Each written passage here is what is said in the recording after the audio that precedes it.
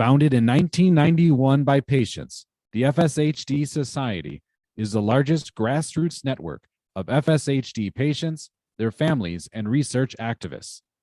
The FSHD Society offers a community of support, news, and information for the millions of people affected by FSHD worldwide. This is FSHD Society Radio.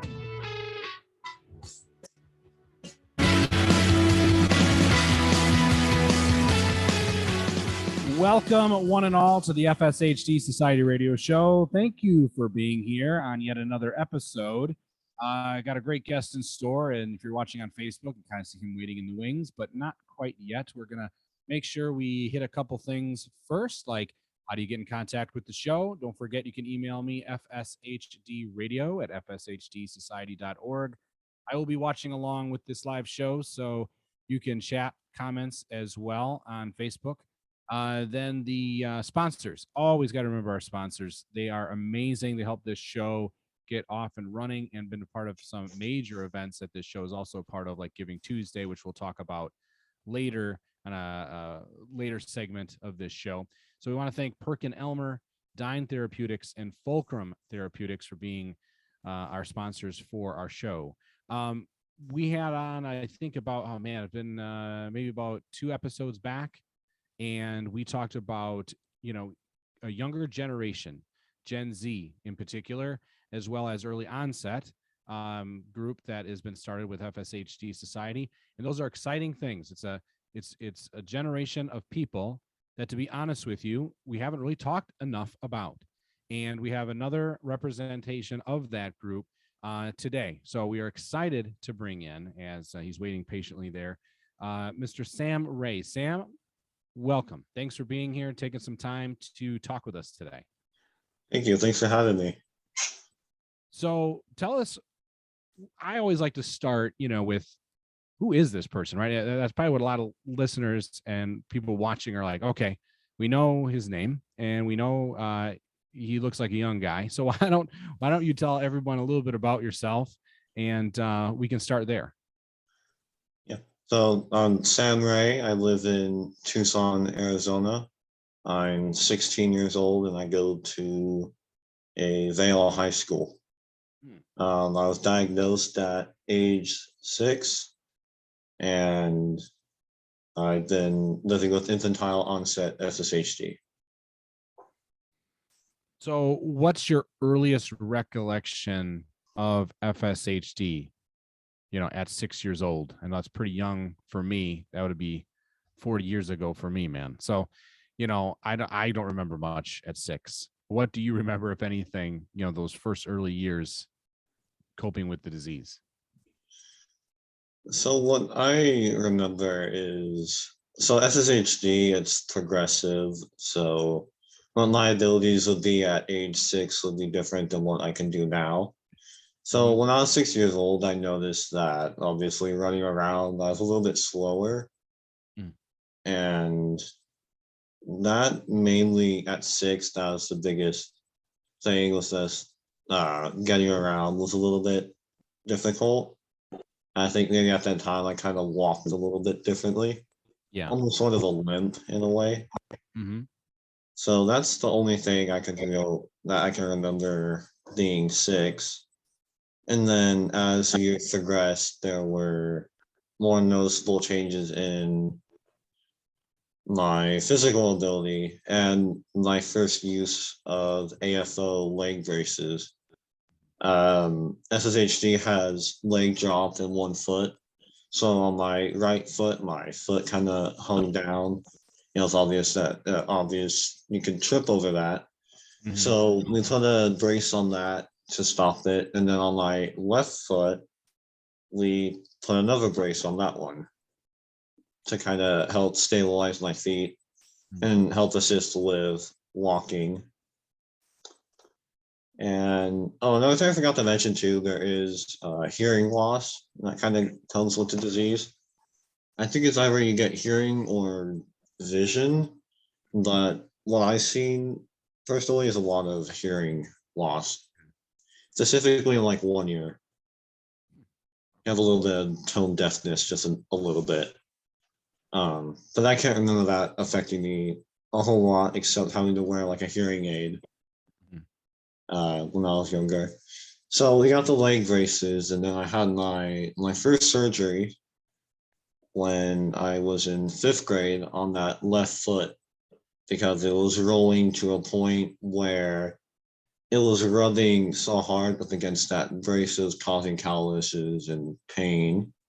So that first surgery, after that was when I saw a major stop or a jump in life progression. Mm. So after that surgery, there's obviously a lot of downtime, not being able to use that leg.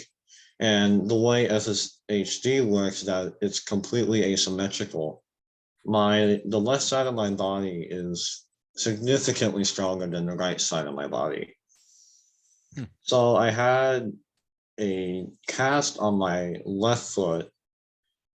I had to use my right leg for a lot of stuff, which was hard. And that was my first use of a wheelchair. And it was just for the surgery because I didn't have the upper body strength to use crutches. So they gave me a wheelchair, but after that, I became dependent on a walker everywhere I went. And kind of how I remember things that after each surgery that I've had, there was a major loss of strength.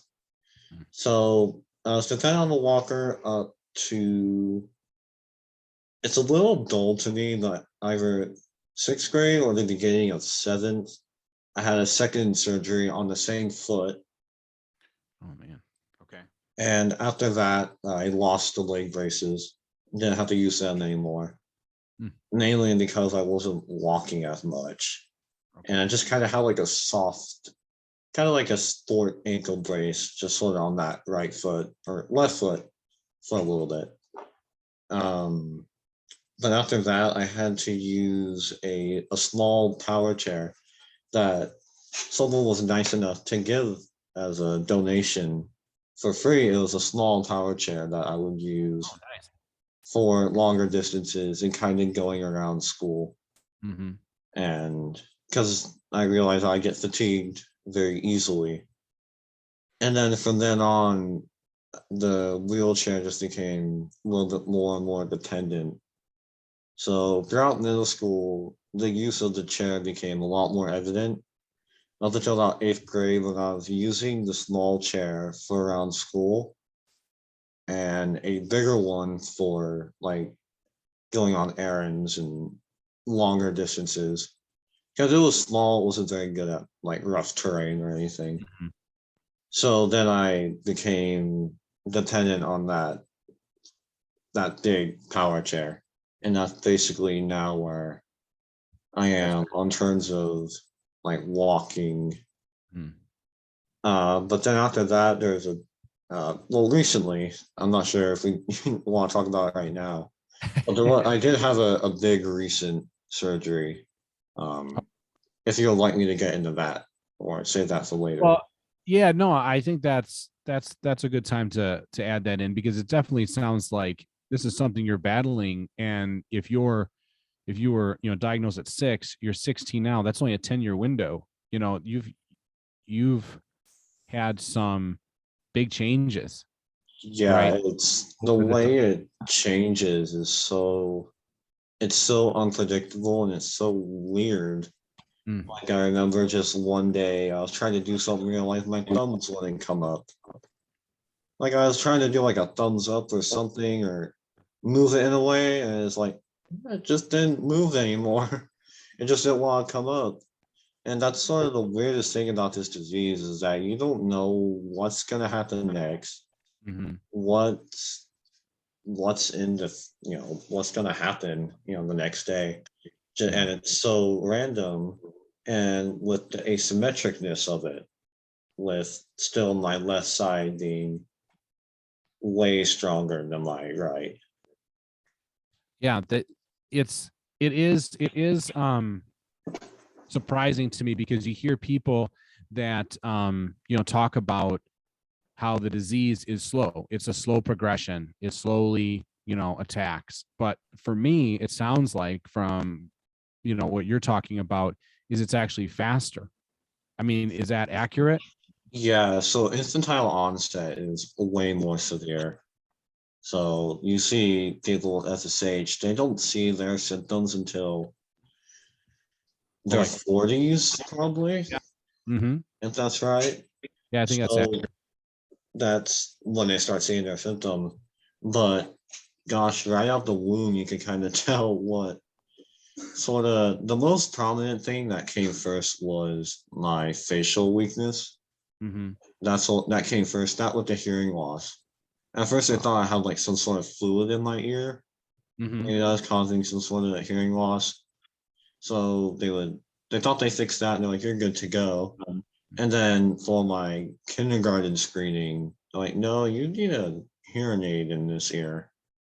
And also in preschool, they would notice some weird, just, my face. Yeah. And when my mom was in the Air Force and she would come down and we had moved back to Arizona where I live now when I was 2 years old. And I remember hearing stories from my family like, what's wrong with your son? He doesn't smile. He's so sad all the time. I'm like, no, he's happy. I know when he's happy. But they're like, he doesn't smile, But Wow. and I was so that was the earliest case was, and I do remember a story that the first main thing with the facial weakness was I couldn't raise my eyebrows. Oh yeah. Okay. So that So was you the first thing. that you I probably was with, remember. Yeah. yeah, I was with my dad, and then we took me to an orthopedic, like Mm-hmm. a face doctor, for lack of a better word. And they're like, he might have SSH. And they're like, can you raise his eyebrows? Hmm. And they're like, of course you can raise his eyebrows. And they go, do it. And I'll just sit there and like, no, I can't.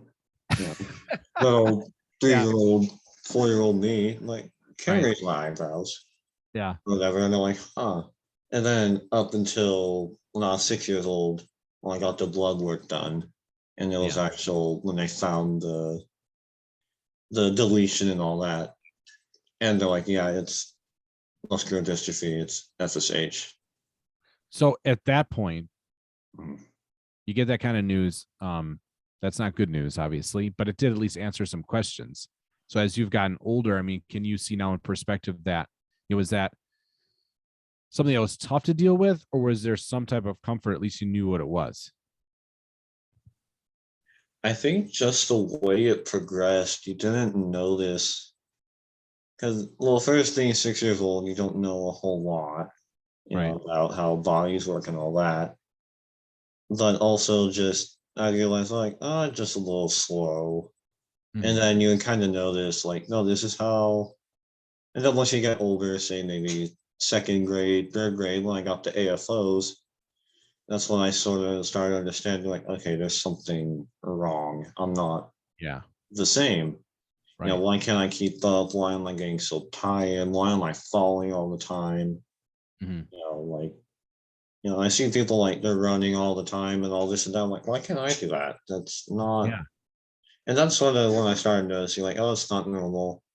But being in that, my classmates and stuff, I went to a small school and, they were always very like understanding, Hmm. like, if we're playing tag, like, run a little slower or something like Yeah. that for him.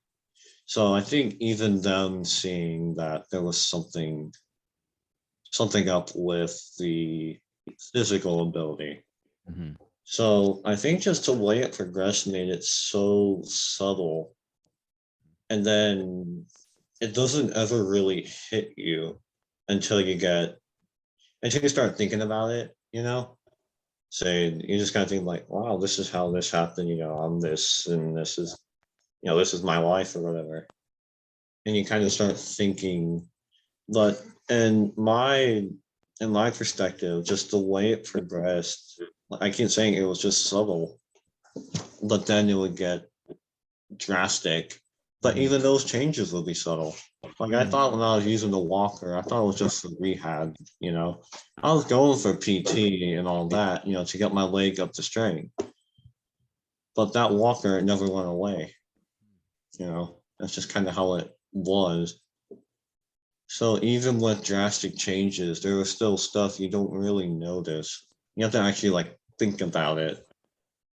Until maybe you look back and see where you are and Mhm. where you come, and then you're going, oh man, okay, there's been Oh, some. this, yeah, just when you get a better understanding, and you can get that from a very young age. It's hard for me to remember what my initial thoughts were so long ago. Right. But I just remember just being like, this is it. And then I was able to understand, you know, how to explain it, how it works. And I remember being able to do that from a very young age. So how about now being a teenager offers different challenges? I mean, just as a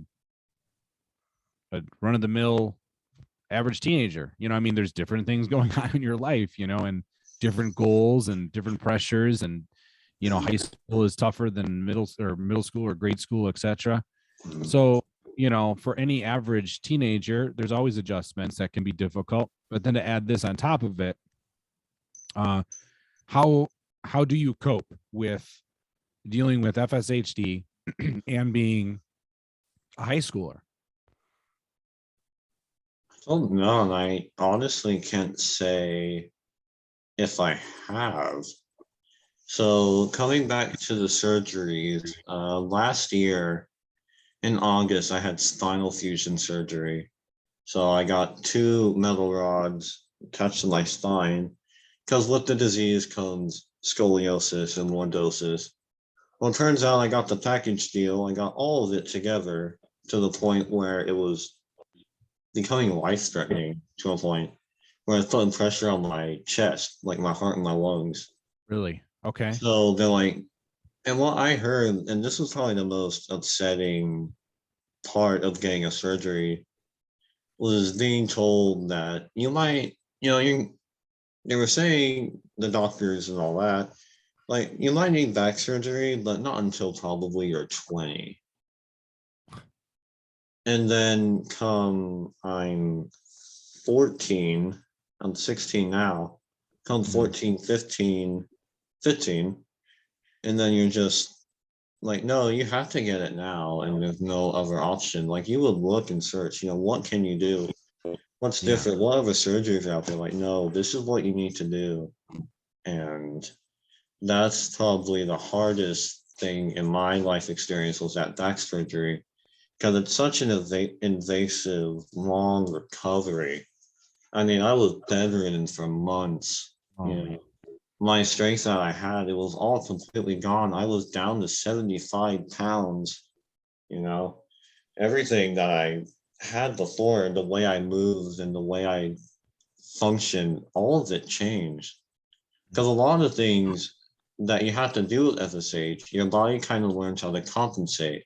Mhm. You know, what can you do differently to achieve this motion? Right. So, and I would use my back a lot. And I know that now, it being not able to move at all, my back is completely stiff. So just trying to relearn a bunch of stuff. And even some things I don't even think about. Yeah. Like now when I grab things, it's this, it's my hand right here. I always grab it with the other. I Mm. don't ever remember telling myself to grab with this hand. It just does it. Just does You it. know? Right. You just go for it. Right. Just go for it. Like I need to pick up this pen, but and then I get it. You know, and you don't think about it. Well, But it's your body's way, right? Or your mind's way, more importantly, of adapting. I need to get this done. I'll adapt to do it. You know, and Mhm. can't. And then you figure out another way. And I think that's a big part of coping is just figuring out different ways to do things. Mhm. But still, with the biggest um, problem was that back surgery. Yeah. Because a lot of the strength I had, I lost it, but I'm getting it back through extensive physical therapy, you know, once a week. So I started out doing therapy on land, but the pain was just sort of intolerable. Like I couldn't sit for very long, and it started hurting. So the pain was intolerable to a point where I couldn't, I couldn't work with my physical therapist on land and all that. How am I supposed to focus on exercising? Yeah. When you're in all that When I got like pain, up and down my back and everywhere. Yeah. So we switched over to aquatic therapy. So it was in a pool. And the Nice. shift to the pool was also drastic because you got in the pool, everything stretches out. But it helped a lot. And something with a lot of the coping is just knowing that I see myself in worse situations, but I've always seen myself come out better from them. Just sort of, maybe not in a physical way, but just sort of like, I'm 103 pounds now, which is still pretty light, but Yeah. better compared to 75. That's true. So It's better. Right. yeah, so you can't snap me in half anymore, get blown away. So I think just part of the coping is just getting better and noticing.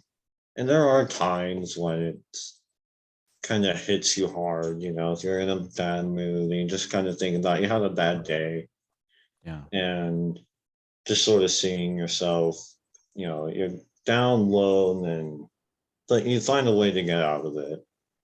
So with the coping, I don't really do any practices. I don't tell myself it's gonna get better. Because in the long run, who knows what's gonna happen. I don't know. I can't tell myself this is great, this is fine. Yeah. I can't just sit there, Yeah, you're not going to be Pollyanna positive, making up some.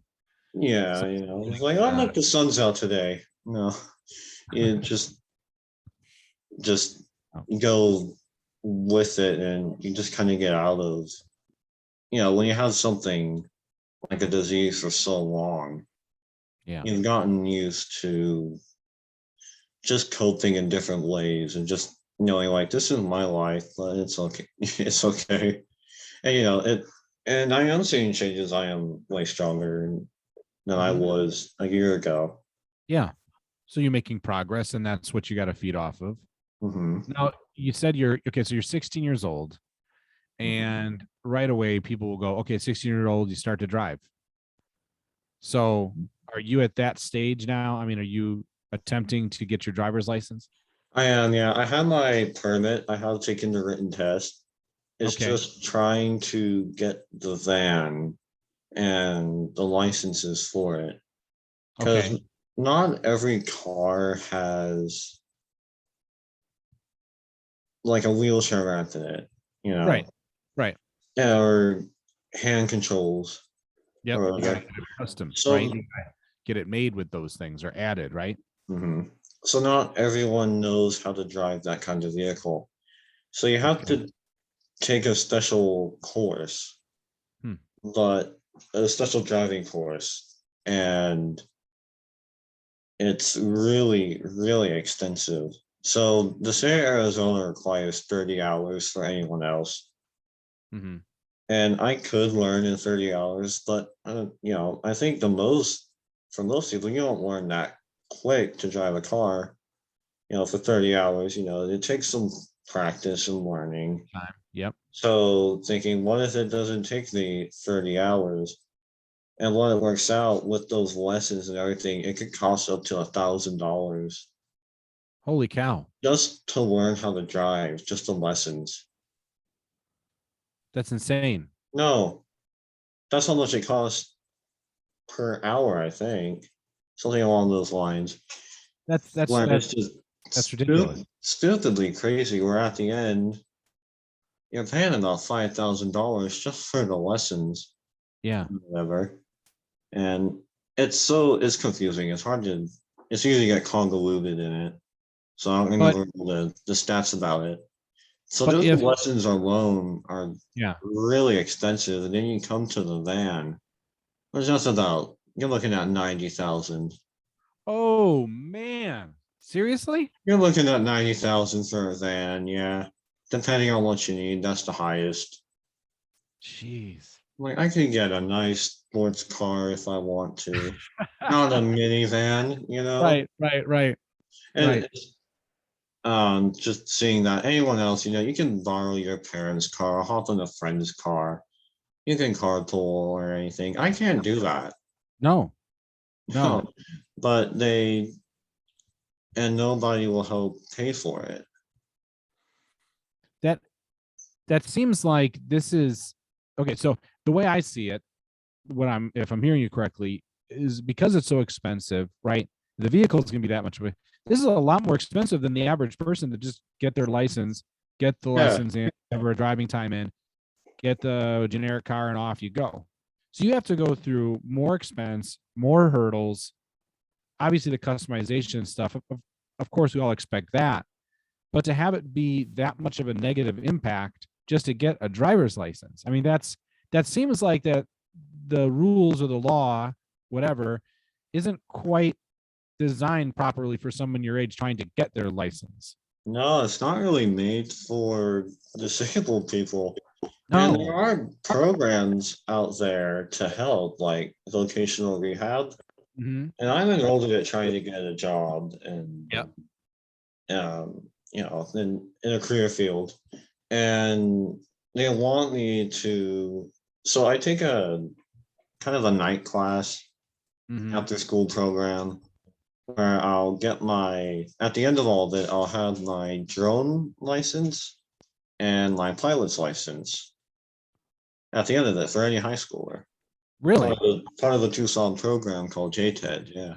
JTED. So you're learning how to fly a drone, and it sounds like this is not just like some little drone we get from like Walmart. No, this is like some high-end stuff, right?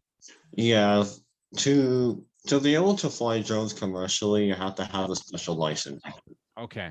Not anyone can take a drone and then get a job. You have to have a special license that comes with it. Because there's FAA rules and regulations that you have to abide by and that makes sense. And study for your license stuff. So Voc Rehab wants me to do this program. Okay. But they're not helping me get there. We've gone to court over this, actually. There's a court case where somewhere in the policy it states that you can help pay for transportation, at least just to training, Yeah. But they're still denying it. So they're denying helping to pay for a vehicle. Yeah. Like, well, he can take Sunvan. I live in a neighborhood kind of on the outskirts of Tucson-ish, little suburb area called Vale. And I'm kind of plopped out in the middle of a desert. Sunvan doesn't come out all the way to my house, That's more for closer to the city. And they're like, well, maybe your parents can drive you everywhere. And it's like, well, my parents need to work. And, so let's inconvenience you and your parents instead of doing what's right and aiding you into getting all this handled. Mm-hmm. Oh my gosh. So we've contacted so what's the whole court case? The director of DES. I'm not sure what DES stands for, but the director of DES, with our denial, we lost the court case. So with our denial, the DES also stated it's not Sam's ability or disability, it's his parents' schedule. Oh my gosh. But you're the person. Is it because you're just a minor and you're disabled? Is that the issue? Because if you were an adult, you wouldn't be relying on your parents to take you somewhere. I think that's what they expect. Wow. Is that, they're like, you have resources, just use them. And they just want my mom and my stepdad to drive me everywhere. And my dad or, family members just to haul me around everywhere I need to go to my JTED program. for a job employment, but they won't, and there's still not like we're not paying for it.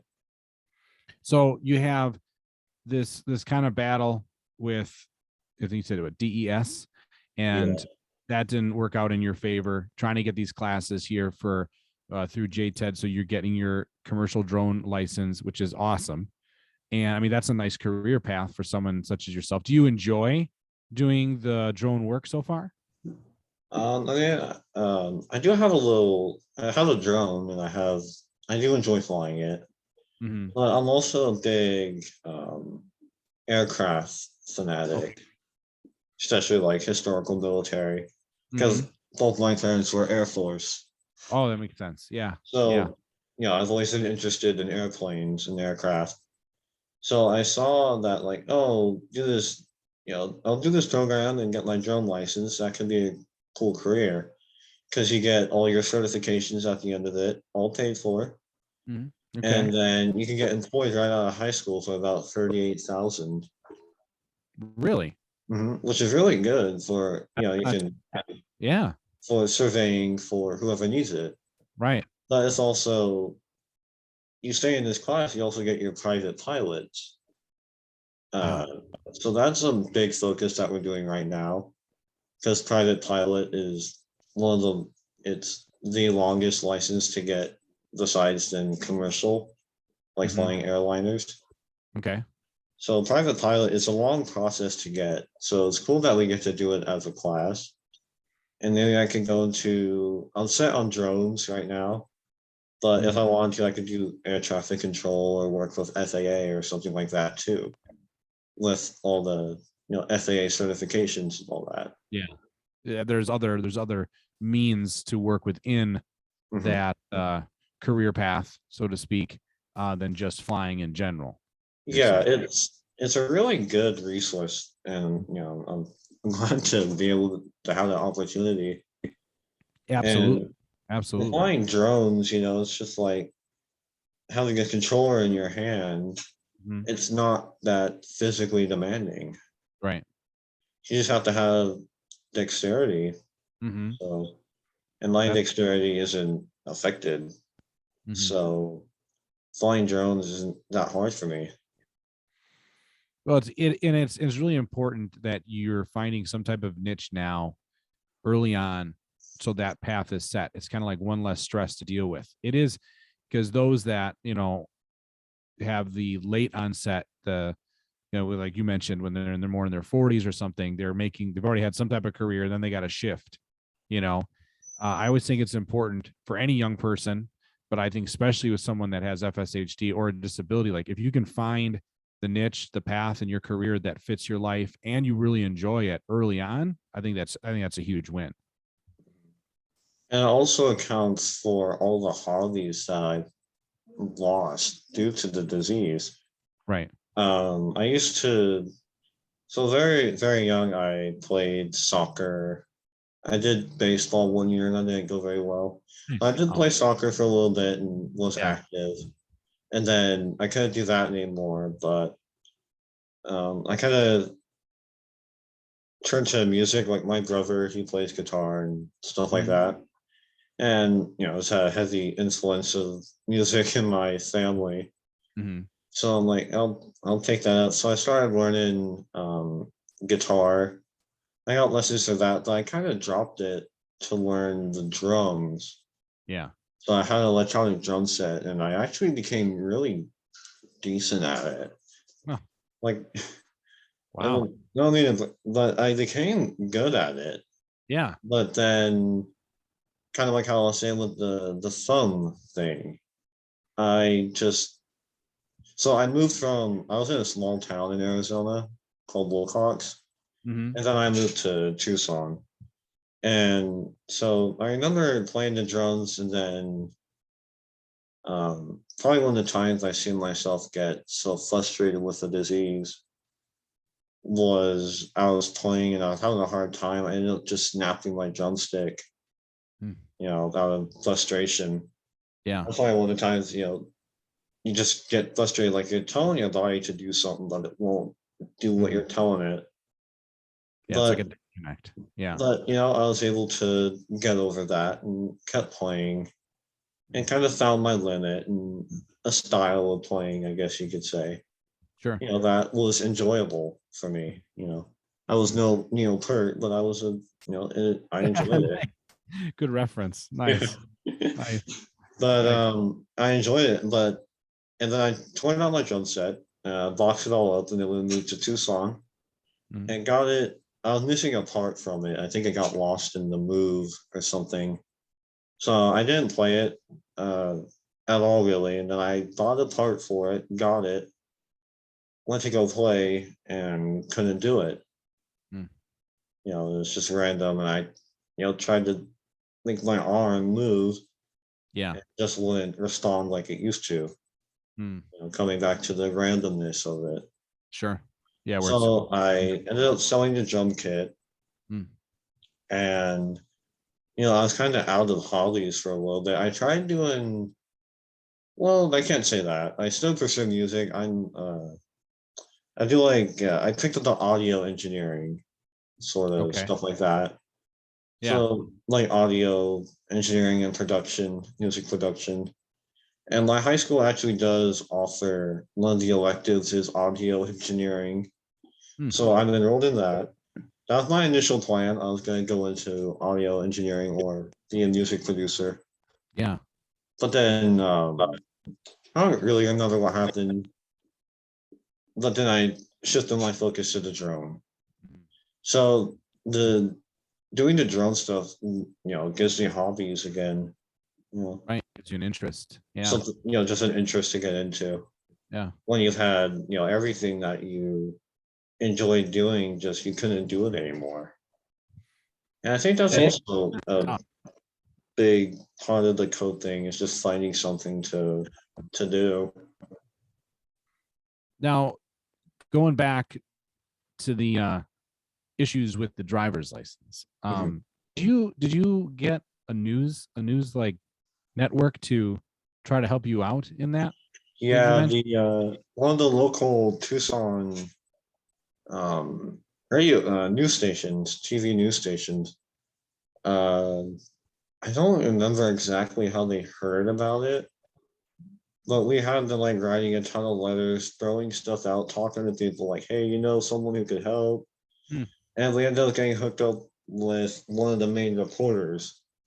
Ah, So and then they sent a camera guy over, and we got the interview and whatever, and then it aired, and so about the entire driver's license yeah, problem. fiasco. Yeah, explaining explaining it better than I ever could. Just what's happening and what I need. What kind of response did you get from the people once that aired? Did you get some public outcry? Well, the weirdest thing was it aired one night, and then I went to high school the next day. Went to my school, Mm-hmm. and I got on, and my bus driver was like, "You were on the news." I was I saw you. I'm like, "Oh yeah," and on the bus ride to school, I was telling them about Yeah. the entire thing. We were talking about it, and just throughout the entire high school day, a lot of staff and teachers kept like, "Hey, you're on the news. You were on the news." And then in sixth period class, one of the a staff member told my teacher in that period, Sam was on the news, and I kind of told my teacher that, "Oh yeah, yeah, like you cool if we play it, if we project it on the board and we can all watch it." Wow. Nice. So I'm like, "Oh, okay." So instead of learning about history, we spent Yeah. about 30 minutes talking about That's the entire good. driver's licensing. And I actually do see that, just seeing how much people recognize me from that at that school. And Yeah. of course, talk was going around it, from throughout the staff, Sure. and just seeing that this reached a lot of people Yeah. just from people seeing it. So we're hoping they just doing whatever we can. Hopefully, the right person will see it Yeah. and maybe they can help out. That's a good idea. Or maybe this will help. I don't know. I hope it does. I hope something does, because I think Yeah, you need to get maybe. your driver's license. You need a little assistance here. So anybody that can help Sam out here with his driver's license issues and the cost, for God's sake, the ridiculous nature of this would be great. Now you're definitely throughout this so far. You're talking a lot about adapting, adjusting, even like changing your interests, and you keep your mind busy in positive things. The other thing I wanted to touch on was the Gen Z group. I know we have had like Heloise Hoffman on, Lexi Pappas in the past, but I think it was Heloise Hoffman talked about it even on Giving Tuesday Radiothon that we just had, about a week ago, and talking about that group, that Gen Z of FSHD group. What can you talk from your perspective of how that kind of got started, your involvement? Maybe you mentioned a little bit about the Instagram account. So the meeting that I joined was like the first ever. So a lot of the stuff was just kind of going around, and we each were talking, giving our story of what happened with us with FSHD. So basically a lot of getting to know each other. And one thing that I noticed that a lot of stuff that I was thinking about, like with the asymmetricness, Mm-hmm. you know, with it being asymmetric, I was really like, is this a common thing? Because I have heard it's asymmetric. Turns out everyone brought that up. Everyone's left side is stronger than the right side. That's wild. So it was just cool seeing a lot of people and being able to talk, and a lot of people just have the same exact experiences, finding new hobbies. I think Heloise was saying she rode horses, Yeah. couldn't do that. And then, just how people shifted their focus similar to how I did it. And finding that small group of the people who were active in that meeting all had a ton in common in regards to the disease. Mm-hmm. Like a lot of stuff with like all of us. So each person was at a different stage, if you want to put it that way, of progression. Yeah. Some people it was a little less noticeable. Some people it was really noticeable. Kind of in between, maybe. Like I guess Heloise and Lexi, seeing them at first, like these mostly just people in charge, of the meeting, just making sure how it's going, just running it. Turns out both of them had SSH. I would have never thought that, until they mentioned it. Yeah. Well, each person was at a different type of progression, but we could all relate on something. Yeah. And I just thought that was really interesting to be a part of. Mm-hmm. Like I've gone to the Muscular Dystrophy Association's summer camp. I have a lot of fun there. Mm-hmm. But the FSHD, the way the infantile onset, and even the normal onset that affects later, it's very rare. It's a very, very rare disease.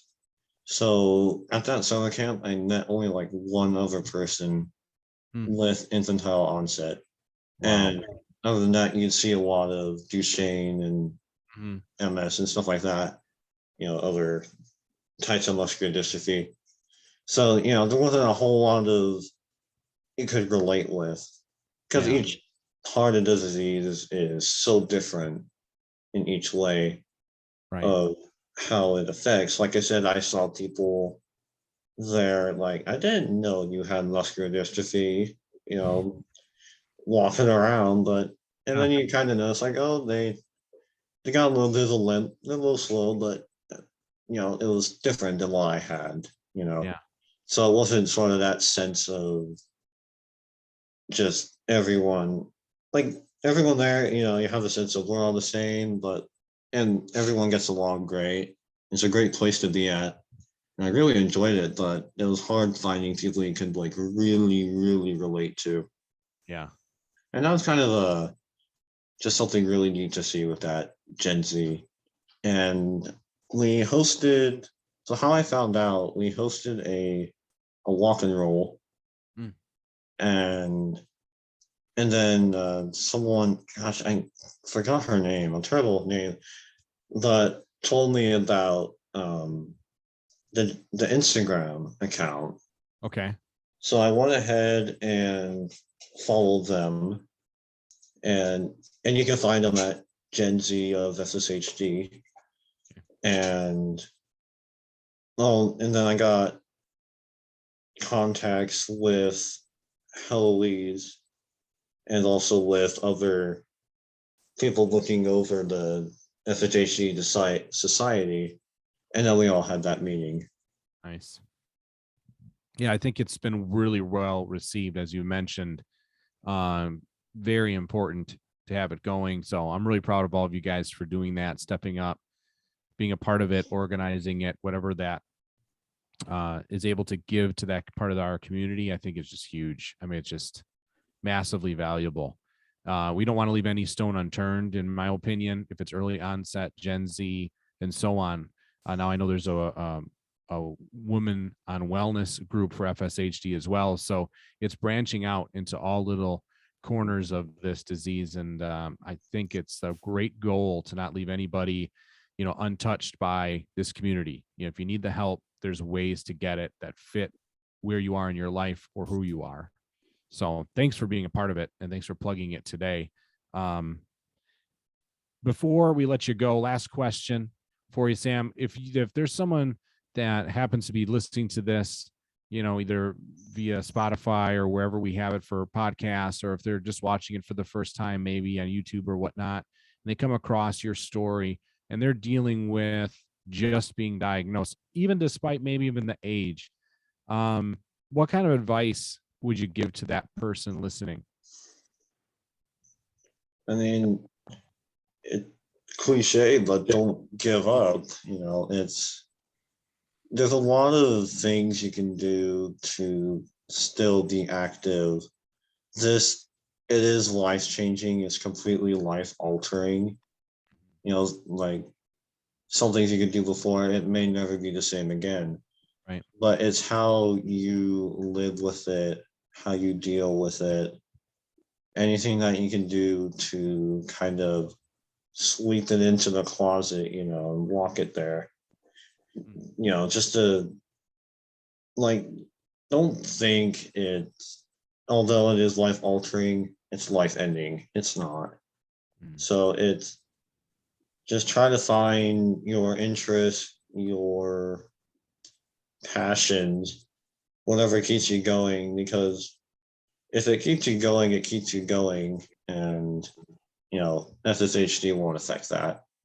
I with everything I've been through, all my hobbies just taken away, all of it, I found ways to do it again. So that's great advice, though. I mean, it has to be that exacting, and it can be that simple. You got to find your passion, keep going, don't give up. It might be cliche, but it does work, if you buy in, if you believe it. Exactly. Yeah. Well, thanks, Sam, for joining us, spending some time with us. This was awesome to hear from you. Finally, I'm glad we got to connect. People can find the Gen Z for FSHD on Instagram, follow there. They can also, if they want to contact you, they can do that through the Arizona chapter. Is that right, Sam? Yes, they can. Me and my mom are in charge of the Arizona chapter. Perfect. So if you need to get a hold of Sam, maybe looking for some advice, reach out to him that way. So thanks again, Sam. Take care, and we really appreciate your time. Awesome. See you later, Tim. Thanks for having me. Absolutely.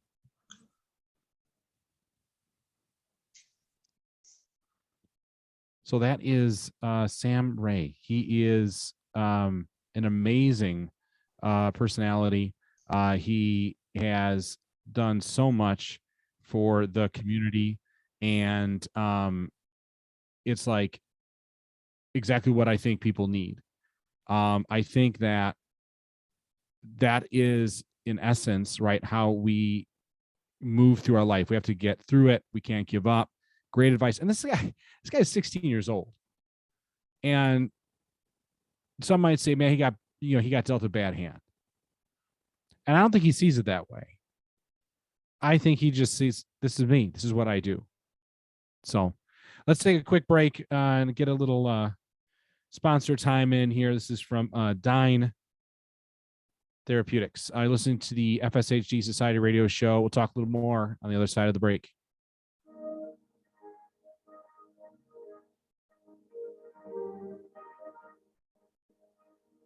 You're listening to the FSHD Society radio show.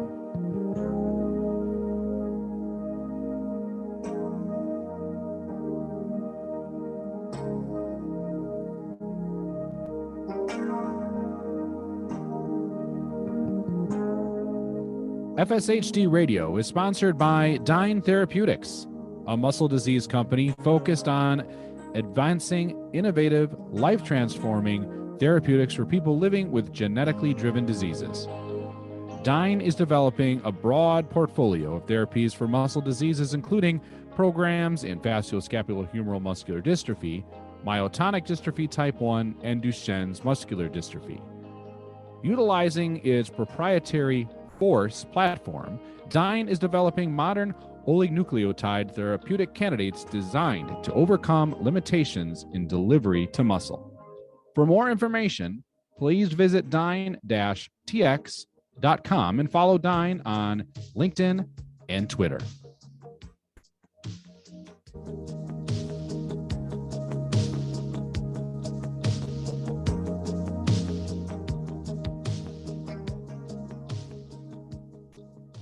Welcome back to the FSHD Society radio show. Thanks for being here. We had a great conversation with Sam Ray out of the Arizona area. Him and his mom run the Arizona chapter.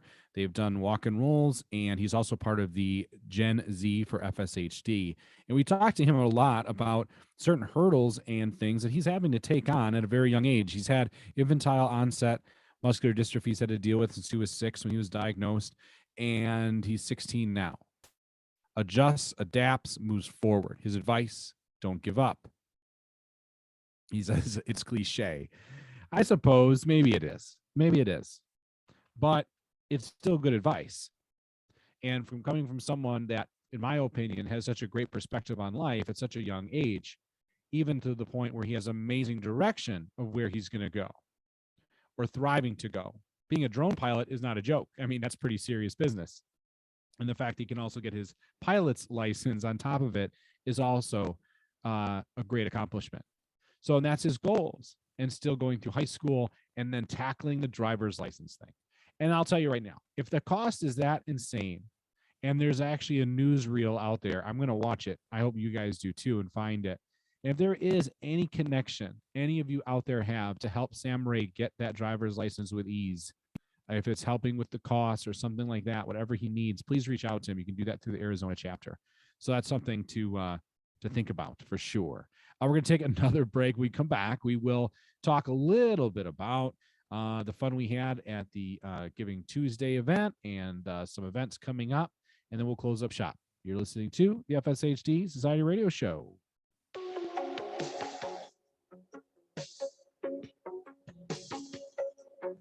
Today's FSHD Society Radio Show is sponsored by Fulcrum Therapeutics.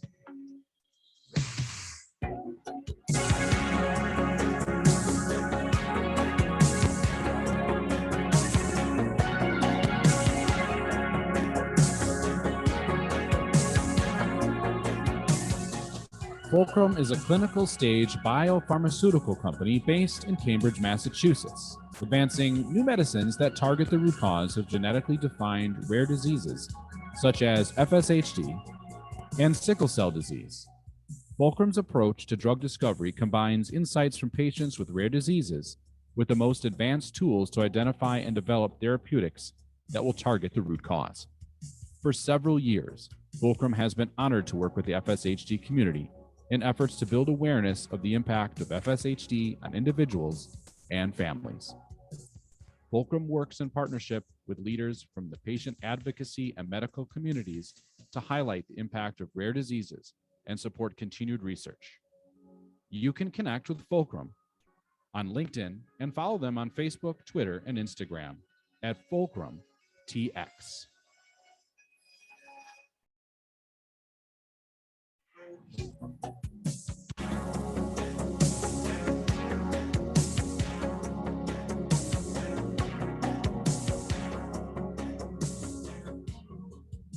Welcome back. Thanks for listening to the show, FSHD Society Radio Show. You can email me, fshdradio@fshdsociety.org. Once again, thank you to our guest, Sam Ray, for talking about his FSHD story. 16 years old, and he is fighting the disease every day and doing a great job of it. And before we went to break, we actually talked a little bit there quickly, recapping about his driver's license hurdles that he has to overcome. And I'm serious. If you know a way we can help him, either email me, email him at the Arizona chapter. Let's get this done. Let's help him out. That would be a great team effort. Speaking of team effort, man, Giving Tuesday was awesome. We had 4 one-hour segments throughout the day, amazing interviews. Mark Stone launched it. And then we had amazing scientists on Sharif. I'm not even going to attempt his last name. Just watch the episode, listen to it again. He had the New York Times article about his delivery mechanism system to help get those treatments to our bodies and the muscle deeper in. And then in the next segment later in the day, Scott Harper talked about that exact science and how what he's doing in his lab is going to work with what Sharif has developed. And it was amazing to watch the two collaborate in their work right there on Giving Tuesday. It was awesome. We had Jacob Wise from Minnesota, Anna Gilmore from FSHD Society. Special thanks to all of them. Kylie Higgs, Heloise Hoffman, who we talked about in this episode again a little bit. Stephen Blyer, who I love talking to, great musician, a teacher at Juilliard, and he has launched a new NYFOS, I believe, is the name of his new music label. So he talked about that. And then, of course, we jammed a little bit with Jamshid Arjamand, and then Renee Beaker and Molly White closed up the event. Not sure what the total numbers were. I think we were well past, 50-some thousand. We had a match of 200,000 we were trying to reach. So as I record this episode, it's only been about 4 days since we did Giving Tuesday. I'm recording this on the Friday after. I'm not sure what the grand totals were, but I'm sure you can find out all out at fshdsociety.org. And we couldn't have done it without our sponsors of Perkin Elmer, Dyne Therapeutics, and Fulcrum Therapeutics.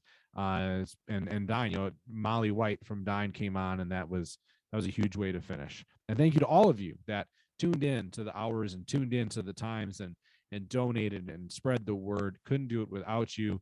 I like the fact we can take this platform and use it to raise some money for the FSHD Society. That was always my goal when the idea started many years ago. And the fact that June Kinoshita was like, let's do it. And then Lee later jumped on too. And man, it has really become something. And I couldn't do it without you. I'm extremely grateful to be a part of this community of such amazing people. You want to get involved maybe more in the community. This is how you can do it, man. There's so many things going on in the FSHD Society. The FSHD-U, the next one's coming up. We're going to talk about knee hypertension with, let's see here. I'm going to click on it. I don't want to get it wrong. With Bob Meyer. He is, he is a certified orthotist, and he's been on, I think, before. So they're going to talk about that. Check that out. That is on the 16th of December, in a couple days here from when this show is posted. Then we just talked about this, the Gen Z for FSHD, those that want to be a part of that in that generation, great people. Take a look at it. It is December 19th, 4 p.m. Eastern. That's Zoom. Then there's a couple great events to finish up the month on the 28th. You have the Sharegiver Caregiver Hour and then the Virginia monthly meeting. Check that out as well. Let's see. Looks like Judy and Gary of the Virginia chapter directors are organizing that one, and it's virtual. So check it out. I always say I'm going to crash one of those virtual meetings, right? Just click in and like, hey, what's going on? But I think that'd be weird. So, but unless you want me to come to one of your meetings, I totally will. I mean, it might be a lot of fun. If you want to get a hold of me, please do so. I'm here for you. FSHD radio at fshdsociety.org. This is the last episode of 2021. I hope it was a good year. When we turn the calendar over to 2022, I wish you the best. So from here, I'm not going to really talk to you guys until after the holiday season. So be well. Blessings to you, your family, and all those out there. Thank you so much for supporting this show. I think we're going on now as we turn the calendar over. I think it's going to be our 6th or 7th year doing this. And all the episodes are out there. Share it with your friends. Spotify has them and so many other platforms. I only use Spotify, so I'm a little biased. But find pretty much this podcast anywhere you can find podcasts. It's out there. I've had great responses from people that aren't even part of this community. The gentleman I used to work with listens to the show, and hopefully he's gobbling up all those Giving Tuesday episodes that we released as well. Those are out there for your listening pleasure. But it's my pleasure to bring it to you. My pleasure to be a part of this community. Thanks for listening. We'll see you in 2022. You've been listening to the FSHD Society radio show, and we're going to close up with hearing a special thank you from our sponsor, PerkinElmer. Today's podcast is sponsored by PerkinElmer Genomics, a market leader in biochemical and genomic testing solutions. PerkinElmer Genomics understands that obtaining a confirmed genetic diagnosis for FSHD can be difficult and frustrating experience for both patients and their families. That's why their laboratory prides itself on launching new and innovative technologies to help families find answers that they are looking for. Just over a year ago, PerkinElmer Genomics introduced the first new diagnostic approach to FSHD type 1 genetic testing in nearly 3 decades. This testing has drastically decreased the time to diagnose while increasing accessibility to patients. Knowing the underlying cause of FSHD can have important implications for the entire family, including help with future medical management decisions. Speak with your provider today and learn more about how you can get testing. Visit PerkinElmerGenomics.com to find out more about available testing options for FSHD and other related neuromuscular disorders that may help you and your family today. That's PerkinElmer Genomics.com.